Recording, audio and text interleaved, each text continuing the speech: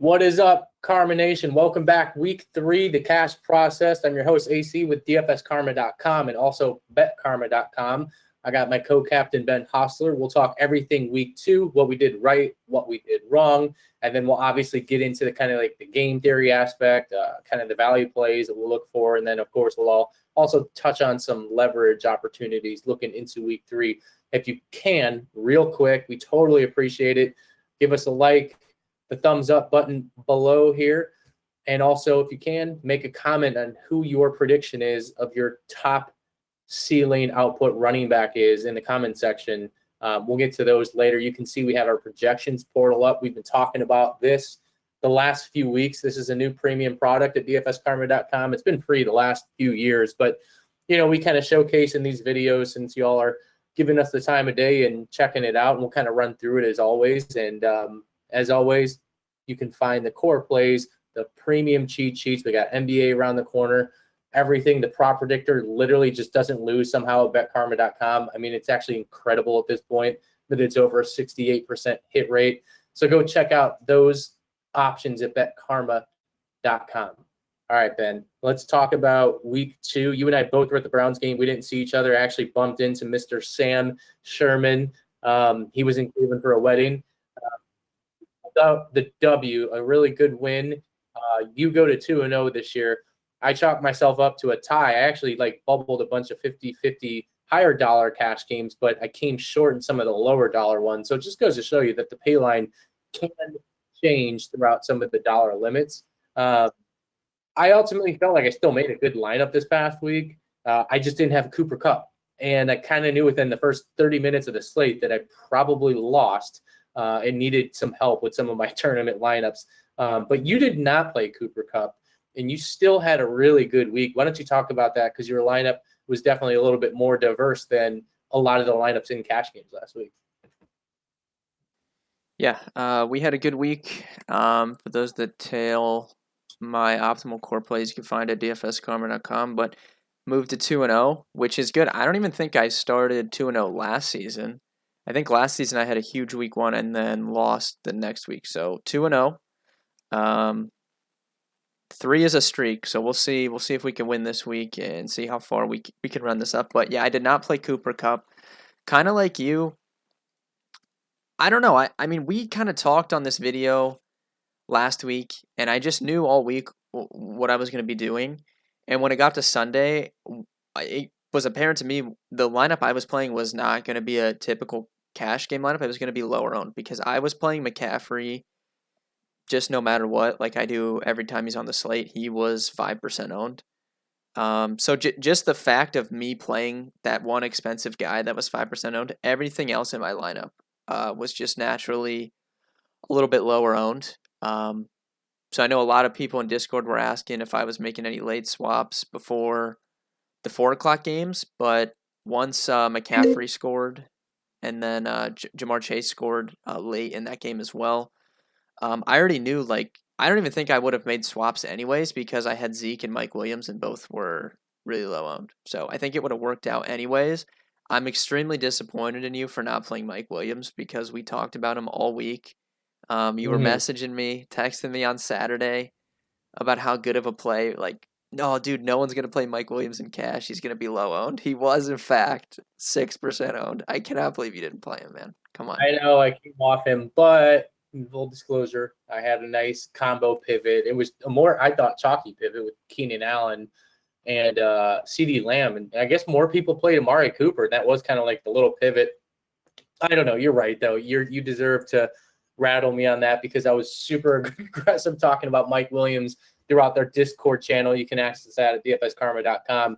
And I really told all the guys in the prop forum, I'm like, Prize Picks has Mike Williams at 4 receptions. I thought that was like the most egregious prop they've laid to start the season. It's only been a couple of weeks for NFL, but we hammered that in our Discord chat. So yeah, I mean, you know how this goes, Ben. I mean, we make lineups, we toy with them all week, we dream about them, we wake up, and then we change the lineup again, and then we realize it's only Wednesday morning. We have 4 more days to tweak our lineup. So I do that with golf too. The weekly sports are fun. They kind of get to your brain. There's definitely some weeks I wish I didn't pivot, and some weeks I wish I did, and vice versa. Speaking of pivot, you brought up a great point. Before we get into week 3, I want to talk about that. It was definitely an opportunity. I think one of the more rare opportunities, especially in cash, to change your lineup before the 425 game. We all knew that everybody was on Dallas and the Chargers game. And if you didn't have the Cooper Kupps of the world and you played a Higbee like me, who had like 1 point, it probably was in your best interest to pivot. The only reason I did it in specific was because my dumbass was at the Browns game. And as we were leaving the stadium, it's like 4:15. I was telling Ben before the podcast, the phone's just simply not updating. I mean, there's 65,000 people walking out. I knew right away. I'm like, I'm fucked. Like, I know I need to pivot. I know my lineup is chalky with the ones that are. I knew I was going to be close. Like I said, I cashed in some of the higher dollar stuff, but nonetheless, like, you want to win everything. So that was a bad move on my end. However, if you do find yourself behind and you're losing in your head-to-heads, your cash games, it's very formidable to make a pivot to a lower-owned guy or multiple of them before the 425 games start, and just throw Hail Mary, right? You have nothing to lose.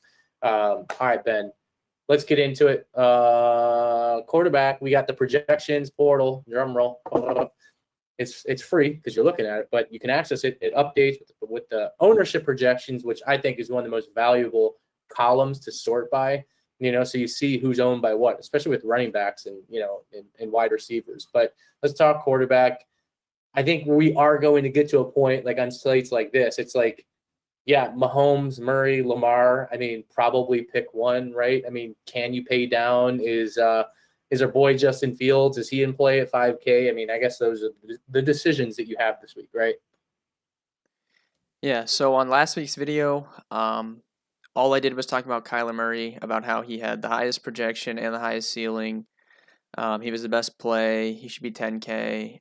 Didn't end up playing him, but I was telling everyone that was really far behind going to the 4 o'clock games, they were asking about pivots. I was telling them to move to Kyler if you had Herbert or Dak, which obviously that worked out for them. But he's, once again, should be 10K. He's on the road, but it's Jacksonville.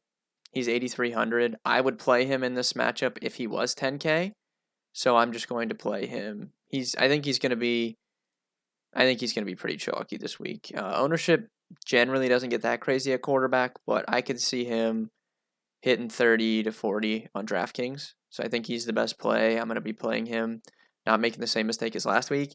Other than him, yes, you can always use Mahomes, especially with how they've been operating, even more pass heavy this season than in years past. And yeah, you can use Lamar as well. People were worried about him after that first game, but I mean, it was on the road in Vegas. They took care of Kansas City at the end of that game.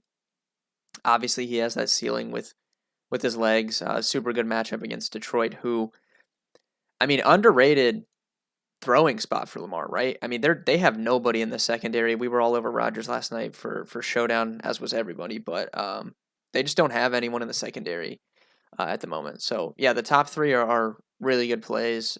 You can mess around with the mid tier, but like you said, I think the one like mid tier guy that you would consider is Justin Fields at 5,200 on DraftKings, but I don't think you need to dip that low on DK or FanDuel. So that's more of a tournament play for me. Yeah, I mean, I think Fields, Ben, it's Tuesday. I think he will become very popular, though. We don't know the injury. I mean, is Dalton out? I don't know. But if Dalton's out, that's just my hunch historically. I feel like people will pay down this week. I mean, I could be wrong. Again, not to be a homer, and Ben, you can agree to disagree. The Browns were seriously so bad on defense. And the thing is, they have players. I think what's happening is just it takes a while, right? Like the whole scheme. I mean, we have 9 new starters. I mean, this team is sick. And I actually was surprised just to see the spread. I thought it'd be around maybe 5.5, and it opened at 8 with the Browns. I mean, I would not want to be shorting this defense this week, and they're playing at home too. So, I could see Fields definitely just busting, even if he is the chalk guy. But you're right. I mean, if you got money, I mean, just play Kyle Murray every week, I guess. You can never go wrong. I feel the same way about Mahomes, and I feel the same way about Lamar. And, dude, even Russ is in a great spot this week. He'll probably be going overlooked for cash games. But yeah, I'm going to take a big look at Russ this week for sure, like my main tournament lineup. So any of those guys up top. All right, let's go to running back. I think running back is different this week. No CMC. So Ben, you can't use your little cheat code. You cheat on all your tests and take CMC every week. No more of that. Dude. So if you can't cheat No, this I don't week, understand why. Like last season, or maybe it was 2 seasons ago. Yeah, it was 2 seasons ago when he had the huge year. Everyone was like, it got to the point in the season where people were like, why aren't we playing CMC every week? And we're like at that point again right now. Like it was week 2 and I knew no one was going to play him. And I was confused. Like I don't understand because you have idiots why like did me no that one play him? I'll tell you why. You have idiots like me who come on here on YouTube.com and say, "Oh, but he's 9.9K. Why would I do that?" So I'm one of those idiots. Yes, to your point, you probably should play CMC every week and just make it work. I digress. So who are you looking at though? It's like your top couple spots right now at running back. Yeah, there's actually some plays I really like at running back. Henry, I'm not sure what people will do with him coming off that the 50 bomb that he just put up, you know? Absolutely monster game. But I'm not sure what people will do with him. I think Dalvin Cook is probably my favorite for 200 less. Good matchup at home against Seattle. Obviously, that's the team that Henry just ran all over. But I mean, if you look at Dalvin Cook, he's still been good, right? Only 1 touchdown this season, but still 21 and 20 in his 2 games. So you would assume that the touchdowns are probably coming. The passing game role was there week 1, 7 targets. Last week still had 3. So yeah, I really like Dalvin Cook. I'll most likely be playing him. And then the other 2 are Austin Eckler and Jonathan Taylor. They're priced side by side on DraftKings. I think those 2 are both really interesting. Eckler, people were worried about that first game, but in that first game, he still got all the goal line work, right? Like he was tied for the league lead in inside the 5 carries, I believe. Maybe it was inside the 10, but he was getting the goal line work. He just didn't get any targets, and then last week, obviously, the 9 targets, and the role was a little bit better. 55 and a half over under in that game. Obviously, if they're trailing, like that's still fine because Eckler's going to rack up catches. So I really like Eckler. I want to play him. Taylor is not going to be high owned, I don't think. Just looking at his game log, 17 and 6. But he actually leads the NFL currently in carries inside the 10, no touchdowns, assuming that will correct at some point, and it's, not a terrible matchup. So I like him under 7K, but that's probably more of a GPP play because I don't think he'll be high owned. So I think Dalvin Cook and Eckler are probably my 2 favorites at the top tier of running back. Yeah, so a couple things to piggyback off what you're saying. Number one, when I saw this slate, I got to yell at Sam here in a second, but Dalvin Cook, it's just I've never been more convinced is a stone cold lock on this slate. 8,400 seems like a discount. You mentioned all the reasons why. I feel like he's going a little overlooked. I mean, there's no doubt he's going to be chalked this week. But sometimes, Ben, we say that, and we say that in the golf podcast too, and these guys aren't as high owned as you think. I was shocked at some of the 50-50s, and I was cashing. I was like, how am I cashing in some of these? And, later in the day, it's in the evening, you're watching the KC game, and I'm scrolling through.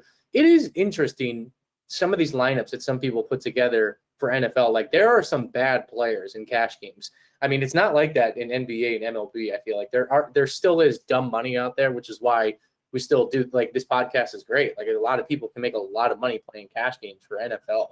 But I feel like Cook should be 80% owned this week, but he'll only be 40%. I don't know.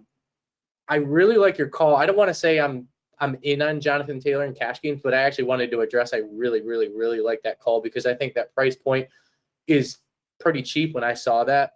Home game, dome game. And you mentioned all the analytical reasons why. I do like him. I don't know if I'll go there in cash games, but I really like that a lot. I like your call on Eckler. I'm going to consider Eckler. I probably almost would prefer Eckler over Taylor, even though Taylor's got the discount. So that's just kind of where my head's leaning. But a couple other things to address. I am probably out on Derrick Henry. Again, I just want to continue to zag, and others are zigging. I feel like people are going to chase him. So now I talked about dumb money. this is the dumb money week. Oh, Derrick Henry went for 50. Of course I'm going to play him again. He's probably still a very good play this week, Ben, because 8,600 doesn't seem like too insane for the King Henry himself. But at the same time, you and I have done this long enough. It's like, dude, we know how this works. He's going to have 14 points this week or something, right? Like, I'm just saying, like, I'm probably not going to go there. I'll let the dumb money follow him, and I'll look for discounts elsewhere. If you want, Ben, real quick, if you guys notice, our projections portal is generally always sorted for all sports by projected points. And this just helps your eyesight. It kind of filters out the salary column. So you'll find some different value there. But, it also, like, Cook just pops this week with the ceiling projection. I love him. He's actually ranked number 1 in our karma rank. But Ben, if you don't mind, I want to take a look at a couple of guys. Sort by karma value. This is something we were talking about in Discord this week, and again, it's not putting anyone down. Like a lot of people don't know on how some of this stuff works. And they were simply asking like, hey, what's the main column you look at? And for me, it's a slam dunk. It's karma value. The karma value equates not only all the things you see on here, but the simulations and the algorithms in the background kind of all projects into what is the best bang for your buck when you have this total salary, on DraftKings. So again, it's not an exact science. It doesn't mean that it's stone cold locks, but I assure you, if you build lineups in any of our sports in the projections portal and you kind of filter by karma value, more often than not, you're probably going to have a pretty good lineup that generally cashes, at least in cash games. So number 1, Ben, I'm going to tell him right now how it is. Clyde Edwards-Helaire is projecting as our number 1 value. He'll probably be a hot topic this week in the DFS streets because he's super cheap at 4,800. This is the one guy you and I talked about pre-pod where you and I both are like, what do we do? Like, I don't care what anyone says. That's 4,800 cheap. And look at our simulations. They're telling you, Ben, like, this is probably a route we should be looking at. Yeah. So, I do want to mention Najee Harris before we talk about that because he is number 1, obviously, in karma value. He is 100 less than Taylor, so he's going to be higher owned. I do think he's fine. Like, I might end up playing him in cash. Like, we'll see. I don't know. Like, I don't want to just gloss over him because he is a good play. But, yeah, if we're talking about Clyde, I don't know. I mean, my first instinct was that's a trap. I know the price is ridiculous, but I don't know, man. It's a home game though, too. And dude, yeah, I mean, he's cheap enough. Like the way to beat the Chargers is around. I feel like your first con when it comes to Clyde Edwards-Helaire would be the ceiling, but like at 4,800, you don't need a ceiling in cash. Like you just need him to get, 14, 15 points, which is doable. Not even. But I mean, honestly, I don't know, man. I mean, if I played him, I would probably want close. Let's to say this. Let me say it like this. Let's talk even. So I know you had your wedding thing on Friday and Saturday. We actually had a long discussion in Discord talking about Leonard Fournette last week, even though he wasn't projected started. And I started taking a big look at him. He actually helped me out in one of my main GPPs. But karma value was really kind of high on Fournette, and we started digging into it more. And it's like, he was 5,100 last week. And it's almost like the same thing with Clyde Edwards. Did you happen to see the Millie Maker lineups this week? All had Leonard Fournette in like basically all formats. It's just funny, right? Like he only got quote unquote 11.5 points, but you get 2.5x, like the rest of your lineup does well enough. Really, it's just unlocking salary. So that's why Ben and I at times, it's not like we both agree that it's a trap. I'm with you on that, but it unlocks salary. So if you really love your salary with Clyde Edwards, like you kind of know going in, it's like, all right, I'm only going to get 13 points out of this dude tops. Like just freaking get there for me. And then the rest of my lineup should materialize. That's kind of how I like to think about it. I agree. This might be a Tuesday hot take. I would play Mike Davis over Clyde Edwards-Helaire in cash for $300. Yeah, more. It's actually not a bad take at all. I actually looked at him. It's funny. I think I would. Give me Mike Davis over Clyde. I'll say that right now on Tuesday. Definitively, I like Mike Davis more. Yeah, because you and I, again, you see this ownership projections column. Clearly, that does not update till later in the week. Probably actually like tomorrow, to be honest, because Thursday night games. So again, that's a premium feature. By the time this video is out, it still is going to show 0. So if you guys want to subscribe, this updates, and we're half the cost as to all the other competitors out there for all this, by the way.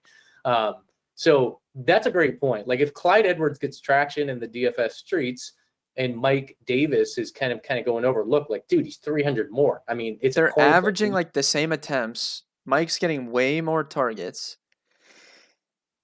And I mean, the only thing that Clyde has is like the great game environment, right? Like the 55.5 over under, but it's a value play. Like I don't like, we've already established that the ceiling probably doesn't matter. So I mean, Mike Davis has a higher ceiling in our projections anyways. I would just play Mike Davis, I think, if I need someone that cheap.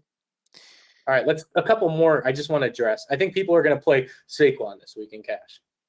I really do. And I'm not going to play him, dude, because I don't care. Like, I don't think they will. Because we thought people were going to play Zeke on Tuesday last week, and then it was like apparent no one was playing him. Well, I think the traction will be, but he played Thursday. There's been 10 days. Dude, Najee's going to be chalk again, I think. I mean, he was 40% owned. He was 40% owned last week and did well. And they play Cincy. So people are going to play him. Damn, maybe I'll take a look at Saquon and GPPs. Other than that, we talked about some of the other guys. I mean, I keep talking about Chase Edmonds. He produced again. He actually hit value last week. He is down. Yeah, he did good for us in tournaments, man. He did good. I'm going to definitely play him in tournaments almost weekly, especially with like Kyler. At some point, we'll have a quote unquote dud game, and Edmonds will fall into the end zone a couple of times. Who else? There was somebody else I wanted to bring up. Where's it at? I can't find it. I had somebody else circled, but I guess that's that. Anyone else, Ben, before we go to wide receiver? No, I mean, running back, for me, spend up guys, Dalvin Cook and Eckler, I'm locking in. Like, there's no way, and I'm saying this so that I can remind myself on Saturday, there's no way I'm not playing those two. Like, there's just no way. Eckler. All right. Yep. Looks like Kamara's going to go over. Look, we didn't even talk about him. All right. Wide receiver. I think wide receiver is interesting this week. Unlike last week where there was like a lot of concentration on like a handful of guys, this week there's, as always, Ben and I were talking pre-pod.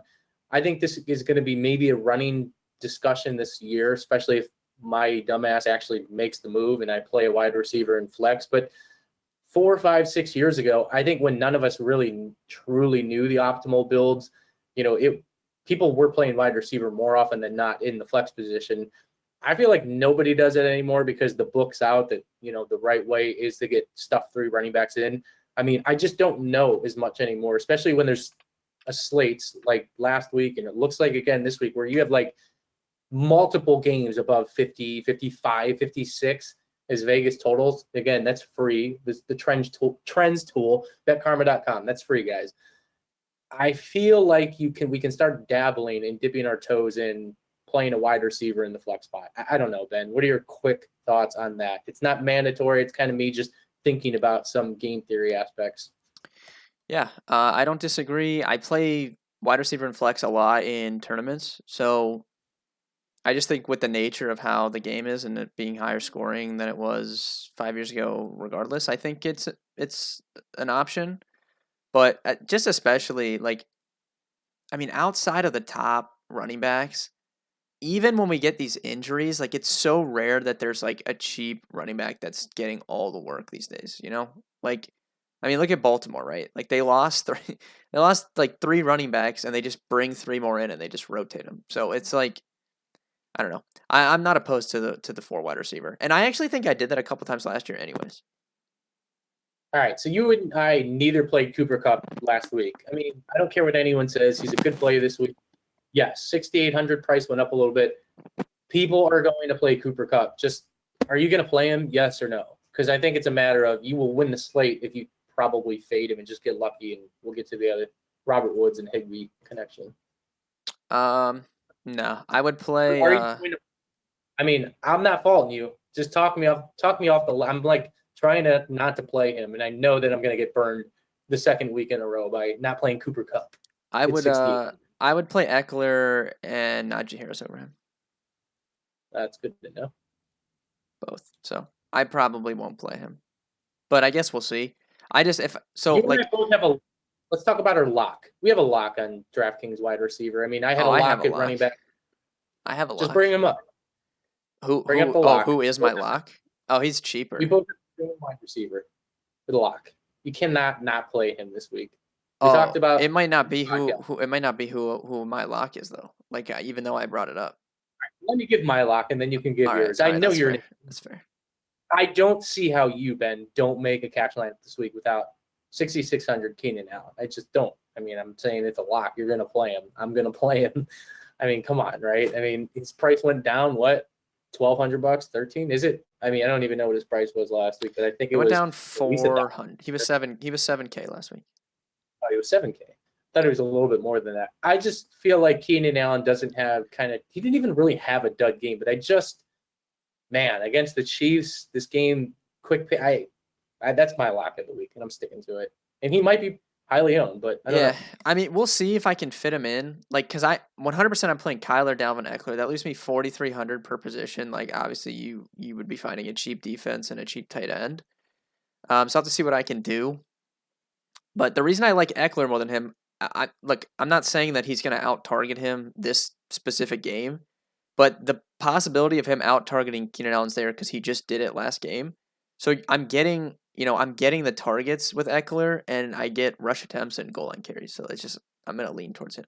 But I think Keenan's a great play at that price. I think Mike Williams is a fine play at his price too. No issues there. AJ Brown weirdly cheap at 6,500 in my opinion. I know he dropped a touchdown or whatever. Had some drops last week. That's another misprice. And then Allen Robinson at 62. This is not a cash play. No one's going to play him. But the way the Browns secondary has looked, I don't think they have anyone that's going to cover him. I think Fields is an upgrade, obviously, over Dalton. So that's interesting, at least for like tournaments.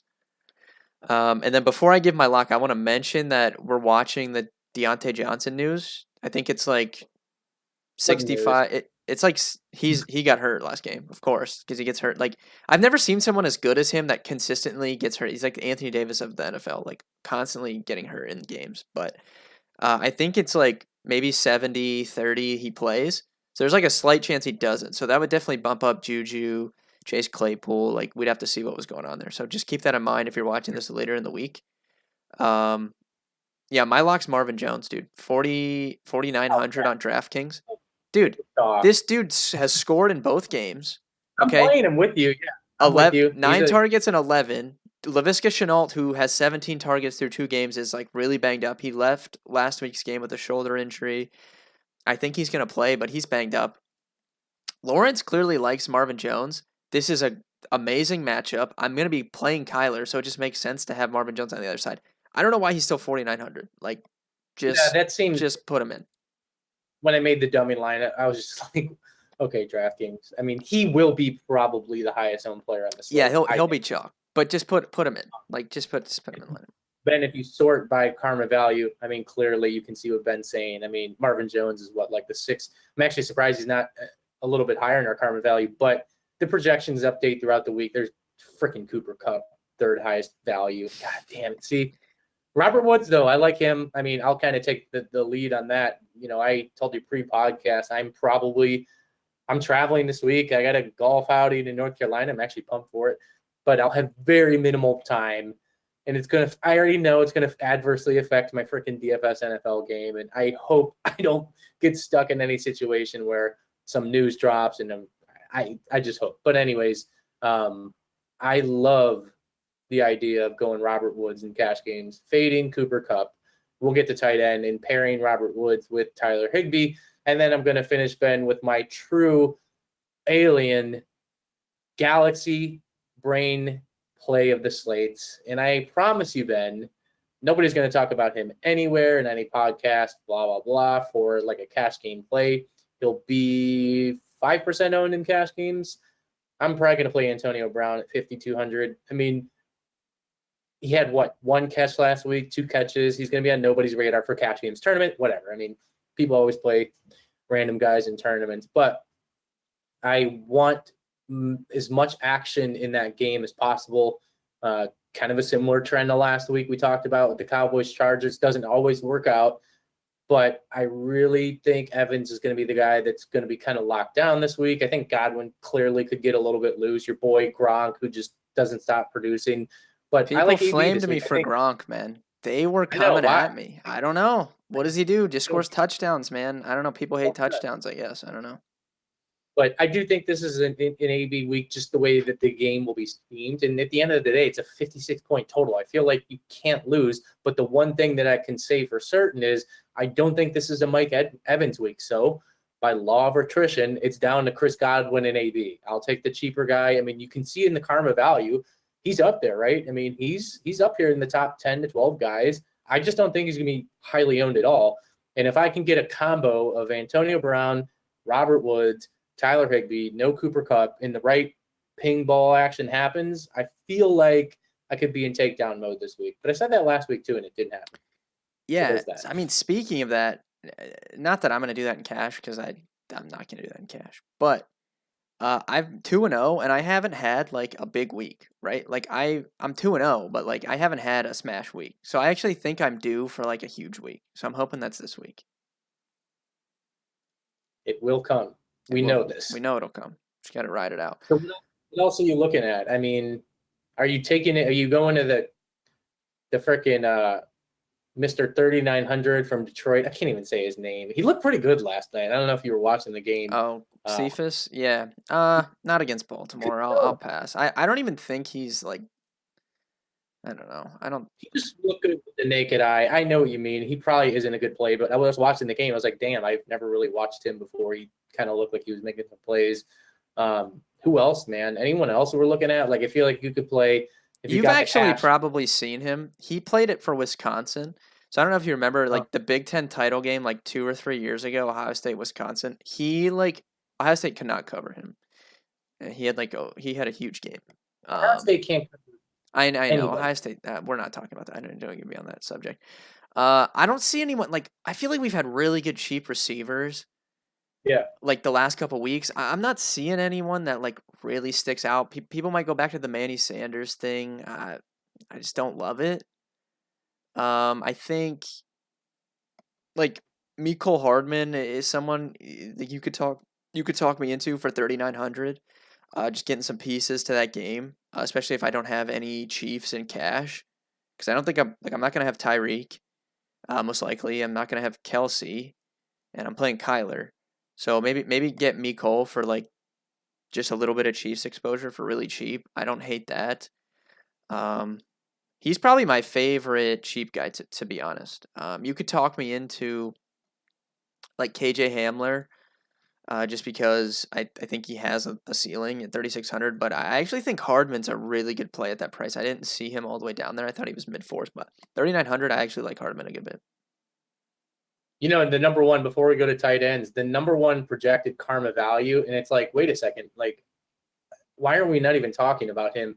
Calvin Ridley's down to 7,000. It's almost like a double take. Like, wait a second, is that right? I mean, I get it. But man, wait a second. Honestly, Ben, like we might have to take a serious look at this because $7,000 for a guy you talk about winning a slate with, explosive upside, a guy that is getting he's the guy, right? I mean, I know Pitts is there, but I don't know, 7,000 seems eerily, cheap for him. I could be wrong, but no, I don't disagree. I don't disagree at all.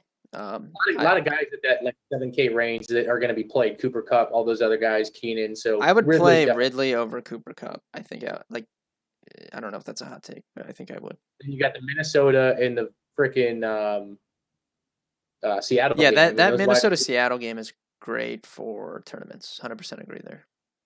All right, let's go to tight end and finish it up. I'll start only because I mentioned a guy earlier, and it's disgusting that I might go back to a guy that brought me 1 point last week. But I feel like these are the plays that we need to make in DFS, honestly. And I still feel like Higbee is going to be a great play this week. I mean, again, a way to attack Tampa Bay.